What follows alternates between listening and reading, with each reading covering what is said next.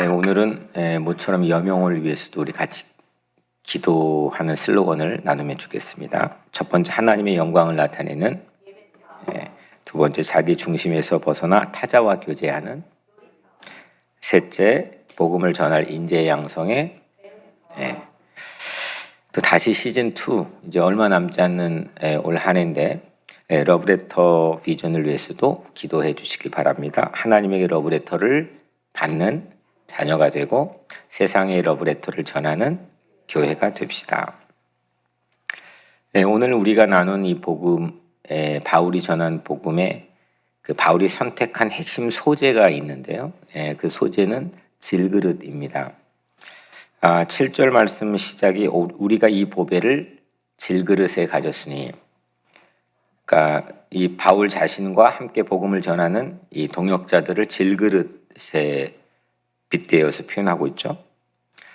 이 질그릇, 바울이 선택한 이 질그릇에는 이중적 의미가 담겨 있습니다. 오늘은 그 이중적 두 가지 의미를 따라서 오늘 하나님의 은혜를 같이 나누려고 합니다.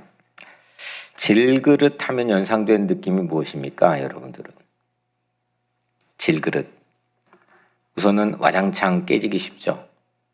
그래서 연약한 이미지를 가지고 있죠. 질그릇의 사전적 의미는 잿물을 덮지 않는 진흙만으로, 그러니까 뭐 굳이 이쁘게 만들 필요 없고 귀하게 만들 필요 없고 값비싸게 만들 필요 없이 그냥 진흙만으로 구워서 만든 윤기가 없는 그릇, 아무렇게나 사용할 수 있고 순발력 있게 그걸 뭐 사용할 수 있는 그런 그릇, 그게 질그릇입니다. 바울은 지금 스스로를, 자기 자신을 질그릇에 빗대어서 표현하고 있습니다. 깨지기 쉬워 연약하다는 그런 신앙 고백이죠. 8절에 우리가 사방에 우겨쌈을 당하여도, 이제 쭉 몇 가지로 자기가 왜 질그릇인지를 표현하고 있습니다. 사방에 우겨쌈을 당하여도, 날마다 사방에 지금 압박을 받고 있다는 겁니다. 그리고 고난에 둘러싸여서 난타를 당하고 있습니다. 이게 지금 고린도 교회를 통해서도 또 로마 제국의 앞에서도 이 두 가지 이중적인 압박을 받고 있습니다. 사방에 동서남북으로 우겨쌈을 당하여도. 9절에 답답한 일을 당하여도. 답답하다는 건 뭡니까? 무슨 일이 일어날지를 모르는 게 답답한 거죠. 그래서 어찌할 바를, 내가 어떻게 해야 될 바를 실제로 잘 모르는 그런 답답한 때가 지금 바울 자신에게 너무 많다는 겁니다. 9절에 박해를 받아도, 뭐 그냥 의미가 바로 전달이 되죠. 대적들 사이에 지금 우두커니 혼자 놓여서 위협을 받고 있습니다. 거꾸러뜨림을 당하여도. 거꾸러뜨려진다는 게 뭡니까? 이거 완전 이렇게 페일한 거죠. 실패한 거죠. 실패한 것처럼 내가 느껴지는 순간이 바울에게는 너무 많다는 겁니다. 감히 바울이 이런 고백을 우리에게 이렇게 솔직하게 해도 되는 건가? 뭐 이렇게 생각될 정도로 바울은 아주 과감하게 자기에 대해서 포장하지 않고 그냥 쭉 하고 우리에게 자기의 모습을 보여주고 있죠. 거꾸러뜨림을 당했다는 거냐. 비참한 거죠.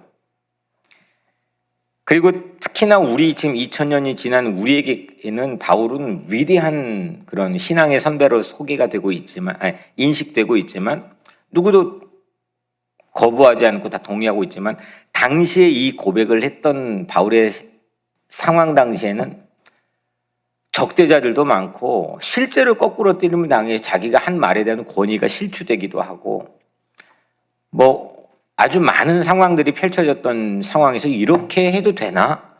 뭐 싶을 정도로 바울은 자기 자신의 질그릇에 비유된 이유를 쭉 하고 설명합니다. 볼품 없다는 거죠. 특별하게 매력 없다는 거죠. 자기 자신이. 12절. 사망은 우리 안에서 역사하고. 사망이 역사한다는 건 뭡니까? 가장 이 세상에 나쁜 일이 자기 안에서 지금 꿈틀거리고 역사하고 있다는 겁니다. 자기를 두렵게 하고 있다는 거죠. 16절. 겉사람은 낡아지나. 겉으로는 낡아진다. 점점 끝을 향해 가고 있다는 겁니다. 이게 이제 얼마 남지 않았구나. 겉사람은 정말 이게 모든 게 소비되고 있구나. 이런 느낌을 갖는 거죠. 그래서 이렇게 자기 자신 질그릇 같다는 게 그냥 말로만이 아니라 실제적으로 이유들을 쭉 하고 설명을 솔직하게 하고 있습니다. 그래서 바울은 먼저 첫 번째로 난 자랑할 수가 없다는 겁니다. 나 자신 스스로를 도무지 자랑할 수가 없다는 겁니다. 보통 사람하고 대화를 하다 보면 조금이라도 내가 어떻게 상대에게 어필을 하고 나를 드러내고 나에게 그래도 힘이 있다는 것을 말하기 위해서 끊임없이 사람들은 얘기합니다. 그게 메인 토픽입니다. 그런데 오늘 바울은 정말 뛰어난 사람이었습니다. 사람들에게 많은 영향을 미쳤던 사람입니다. 그런데 이 바울이 오늘 고린도께 편지를 쓰면 나는 그래서 자랑할 수가 없다는 겁니다. 5절에 우리는 우리를 전파하는 것이 아니라 오직 그리스도 예수의 주 되신 것과 또 예수를 위하여 우리가 너희의 종 된 것을 전파함이라.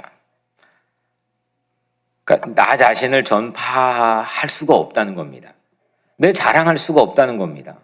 그래서 주님께서는 우리의 주인 되신 것과 그래서 내가 너희들의 종 된 것을 그 내용을 전파할 수밖에 없다는 이유를 질그릇에 빗대어 설명하고 있는 거죠. 바울은 자기 자신을 주인공으로 절대 생각하지 않고 있는 겁니다. 이게 예수 만난 사건에 바울에게 나타난 변화인 거죠. 내가 히어로가 아니고 내가 주인이 아니고 내가 주역 배우가 아니라는 겁니다. 왜냐? 내가 질그릇임을 내가 알기 때문이라는 거죠. 예수님만 주인됨을 전파한다는 겁니다. 저는 우리 교회나 또 우리 각자의 삶이 이 단계에 깊이 머물고 이 안에서 드러나는 우리의 삶에 대한 영광을 우리가 실질적으로 체험하며 살게 되기를 주의 이름으로 축원합니다. 예수님만이 우리의 주인들은 굳이 나를 특별하게 어필하거나 상대에게 드러나 보이기 위해 굳이 노력할 필요, 나는 어차피 질그릇이라는 깨지기 쉽다는 겁니다. 우리가 그런데 그런 척하면 사는 거지 실질적으로 내 말이나 생각에서 나를 상대에게 어필하고 나에게 봐주지 않나, 내 인정을 해주지 않나 상당히 많이 이게 할애하며 살고 있지 않습니까? 그래서 예수님만 우리의 주인이다. 왜냐하면 우리는 질그릇이기 때문이라는 거죠. 때론 간간히 이렇게 식사를 하러 가다 보면 음식보다 그 음식을 담는 용기 자체, 이게 데코레이션, 그릇이 주목받을 때가 있죠. 화려하고 또 비싼 것으로 하고.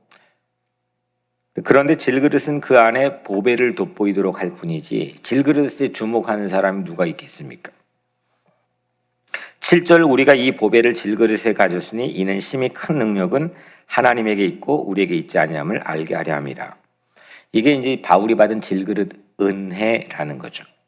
질그릇 이어서 낙심하는 것이 아니라 질그릇 이어서 내게 담긴 내용들을 더욱 도드라지게 할 수 있다는 것. 이게 바울이 받은 은혜입니다. 내 질그릇, 내가 별 자랑할 게 없어서 사람들이 날 주목해 주지 않아서 내가 보통 사람들은 그렇게 낙심하거든요. 삐지거든요. 토라지거든요. 그냥 포기하고 절망하기도 하거든요. 근데 오늘 바울은 오히려 그것 때문에 내 안에 담긴 내용물 자체가 더 강조될 수 있다고 하는 사실로 너무 벅찬 은혜를 받고 있는 거죠. 그래서 바울은 실패와 무능, 자기의 두려움, 자기의 연약함 거침없이 은혜로 고백할 수 있게 된 겁니다. 그냥 내가 질그릇이어서 은혜다라고 하는 단도직입적인 그런 자세가 아니라 바울은 내게 담겨 있는 내용물 자체, 이 보배를 더욱더 도드라지게 사람들에게 어필할 수밖에 없는 나의 질그릇 형편을 정말 감사할 수 있게 된 거죠. 그래서 질그릇과 같은 바울은 하나님의 능력을 우리의 능력으로 혼동하지 않고 있습니다. 그래서 이렇게 바울이 선택한 질그릇의 첫 번째 기능은 깨지기 쉽다, 연약하다는 겁니다. 두 번째 기능은 첫 번째 기능과 연결되는데 좀 전에 말씀드린 것처럼 가치입니다. 7절 우리가 이 보배를 질그릇에 가졌으니, 그 질그릇은 어때요? 이 가치가 무엇로 결정됩니까? 깨지기도 쉽고 그냥 주인이 아무렇게나 사용할 수 있고 또 뭐 사람들의 크게 비싼 가격으로 뭐 팔려질 가능성도 없고 하지만 이 질그릇에 그래도 가치는 무엇로 결정되느냐? 안에 담고 있는 보배만큼 이 질그릇 가치가 결정이 되는 거죠. 보배 때문에 가치가 유지가 되고 가치가 상승하는 겁니다. 보배는 뭡니까? 예수입니다. 예수 그리스도의 복음, 예수 그리스도의 메시지, 예수 그리스도가 품고 있는 가치, 그것만큼 이 질그릇의 가치가 결정된다는 거죠. 만약에 여러분들이 한 노력만큼, 행동만큼, 도덕만큼 가치가 결정된다면 여러분들의 가치는 얼마나 될까요? 이 교회의 가치가, 이 교회에 가지고 있는 부동산의 매매 가치나 아니면 이 안에 있는 기자재나 이 안에 모여있는 그냥 사람들의 가치나 능력의 가치나 모인 사람들의 숫자만의 가치로 결정된다면 이게 얼마나 될까요? 근데 이 가치가 우리는 뭘로 믿고 있느냐? 이 안에 담고 있는 보배로 결정된다는 걸 믿고 있습니다. 이게 뭐 아무리 엄청난 자재로 만들어지고 아무리 많은 사람들의 기가 막힌 기적적인 헌신으로 만들어졌다고 해도 그걸로 이 가치가 결정된다고 우리는 믿지 않습니다. 이 안에 우리의 주인으로 모시고 있는 우리의 보배이신 예수 그리스도로 이 공동체의 가치가 결정된다고 우리는 진짜 믿고 있습니다. 우리 각자 개인 삶도 마찬가지라는 거죠. 내가 예수의 메시지를 갖고 있기 때문에, 예수 그리스도의 생명을 갖고 있기 때문에 그걸로 인해 내 삶의 가치가 결정된다는 걸 거꾸로 우리가 고백하며 사는 것이 예수 믿는 사람들인 거죠. 이것 때문에 바울은 전혀 다른 새로운 태도를 새로운 각도에서 우리에게 보여주고 있죠.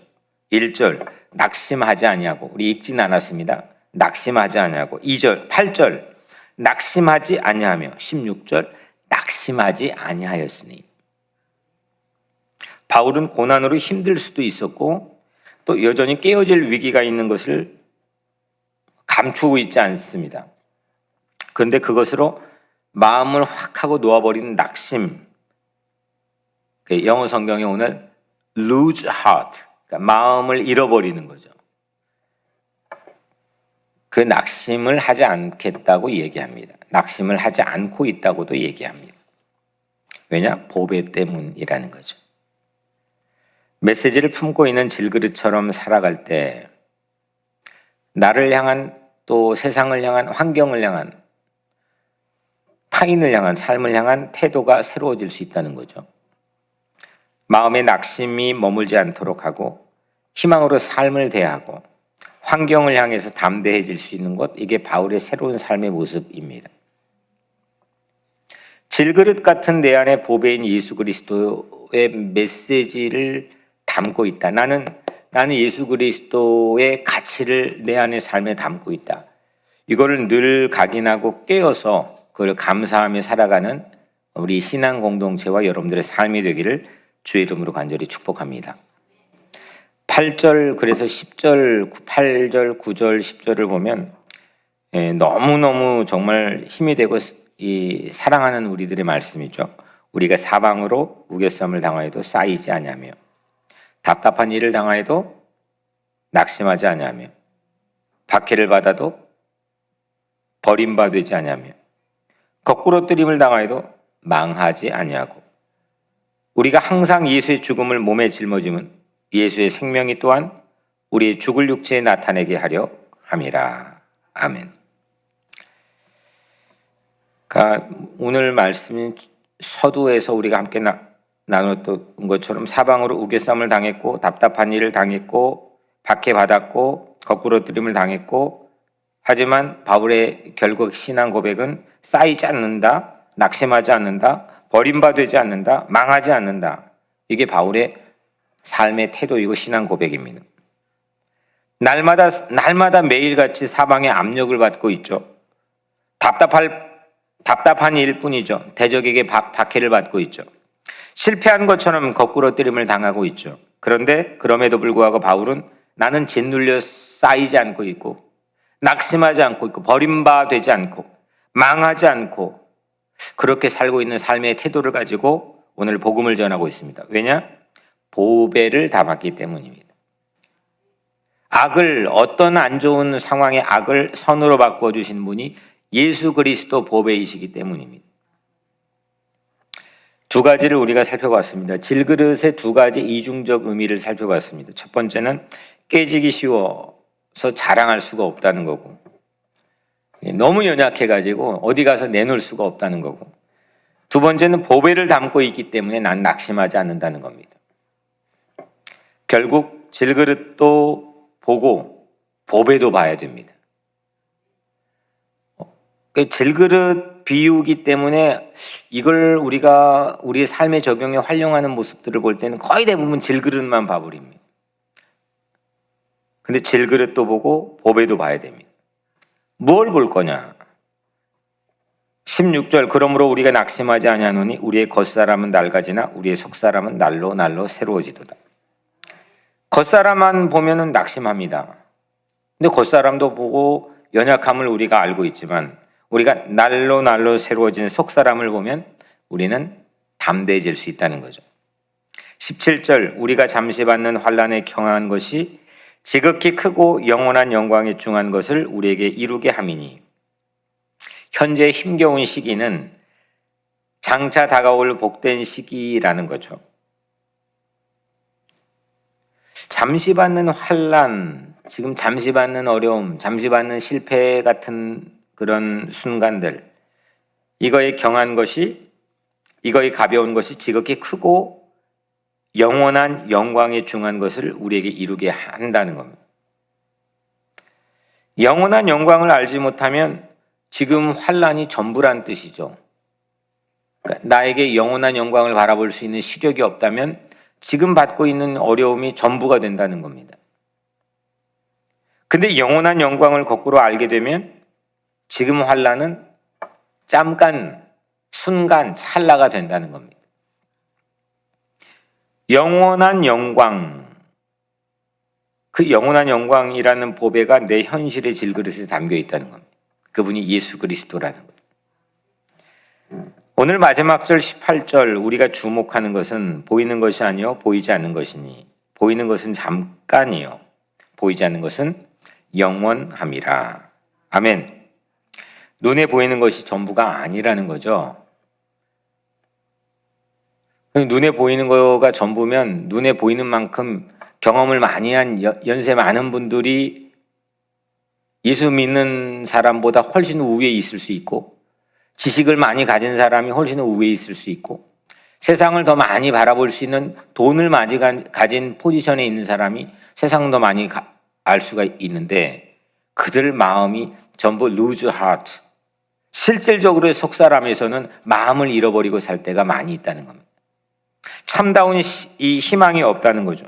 질그릇은 아니고 더 좋은 그릇인 것처럼 세상에 보여질 수 있지만 그 안에 보배라는 것 자체가 자기들의 인식조차도 전혀 없다는 거죠.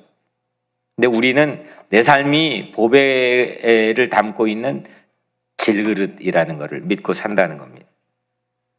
그래서 우리는 눈에 보이지 않는 것, 눈에 보이는 걸 전부로 사는 사람이 아니라 눈에 보이지 않는 것, 그걸 보면서 믿고 살아간다는 겁니다. 질그릇만 보고 보배를 보지 않는 것처럼 살지 맙시다.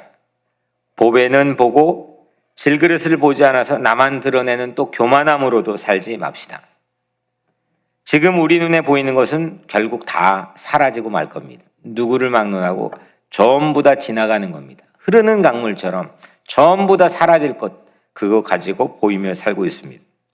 아무리 놀라운 성공도 지난주에 말했던 꼰대들이 말한 한때는, 내가 라떼는, 예전에는, 그건 거꾸로 말하면 오늘날 현실이 빈곤하다는 것을 스스로 고백하는 겁니다. 인정하는 거죠. 아무리 놀라운 성공도 뼈아픈 실패도 전부 다 사라질 겁니다. 보이지 않는 것만 영원히 지속됩니다. 보이지 않는 영혼의 영원한 영광, 오늘 바울이 말한 그 세 가지 영이죠. 영원의 영원한 영광. 내 보이지 않는 영혼도 보이지 않고 영광도 실질적으로 보이지 않는 거고 영원도 마찬가지입니다. 이 세 가지 영은 보이지 않는 겁니다. 영혼, 영원, 영광. 그것을 우리는 믿음으로, 오늘 본문 안에 있는 바울의 고백으로 믿음으로 보며 사는 겁니다. 예수를 그렇게 보배처럼이 아니라 실제 보배로 내 인생의 질그릇 같은 내 인생에 품고 감사하고 믿고 바라보며 살아갈 때 우리는 모두가 영혼의 영원한 영광을 체험하면서 전파하면서 사는 우리의 모든 삶이 될 줄로 믿습니다. 오늘 이 말씀을 붙잡고 우리 같이 기도하기를 원합니다. 하나님께 간절하게, 하나님, 내 인생 질그릇입니다. 그래도 개의치 않습니다. 왜냐하면 내 인생에 보배이신 예수 그리스도의 메시지가 담겨 있기 때문입니다. 이렇게 살아가는 우리가 되길 바라고, 또 내일 거룩한 주일 예배, 또 보배이신 예수 그리스도의 메시지를 또 전파하기 위해 준비한 저를 위해서도 기도해 주시고, 그 말씀을 받는 내 신앙적인 자세를 위해서도 기도해 주시고, 성찬식을 나누는 또 예배를 위해 기도해 주시고, 우리 교회에 속하는 모든 다음 세대들을 위해 기도해 주시고, 또 우리 IT 선교사님, 또 쿠바 선교사님, 한국의 국경선 평화학교 위해 기도해 주시고, 또 우리 추수감사 이 주일이 있는 11월 한 달이 감사의 달이 되게 해달라고, 내 마음에 감사가 채워지게 해달라고 우리 같이 기도합시다. 제가 먼저 기도하고 오늘 하루 시작합니다. 은혜로우신 아버지 하나님 감사합니다. 오늘 우리에게 주어진 이 귀한 보배로운 말씀, 주님의 메시지가 오늘 우리 삶의 가치를 결정하게 도와주옵소서. 내가 이 말씀을 아멘으로 받아서 나에게 주신 선물로 여기게 도와주시고, 그 말씀이 내 삶의 중심이 되게 도와주셔서 내 머리와 내 가슴을 지배하게 도와주시고 통치하게 도와주시고 그 말씀 따라 사는 능력 있는 삶이 되게 하여 주옵소서. 내가 한 능력과 내 삶의 처지로 내 삶의 가치가 결정되지 않게 하시고, 거룩하고 신성한 자존감을 가질 수 있는 유일한 한 가지 이유는 오직 내 안에 보배로우신 예수님의 메시지가 있음을 우리가 믿으며 살게 하여 주옵소서. 보이는 것에 우리의 마음을 빼앗겨 살지 않게 하시고, 보이지 않는 것을 주목하며 살게 하여 주셔서 영혼의 영원한 영광을 우리 삶에 누리며 살게 축복하여 주옵소서.